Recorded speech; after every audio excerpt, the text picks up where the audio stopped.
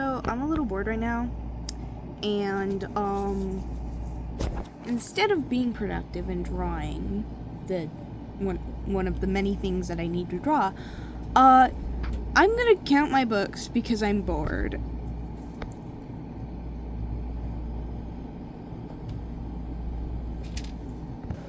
Okay, so all the books on my shelf, or shelves, I guess, because it's plural, they're all red. So, hold on. Okay, not on this one. Yippee!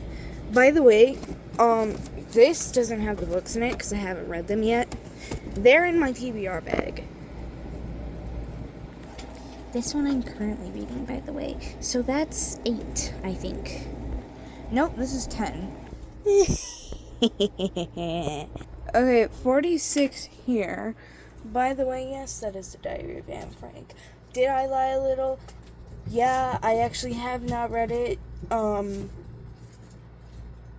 Maybe one day, but I'm not sure. I kind of just look up to her, and I saw it, and I was like, I need that. So, yeah. This is the TBR bag. Okay, there's 19 books in here, so, yeah, give me a sec. Yeah, so I apparently own 75 books. Yay!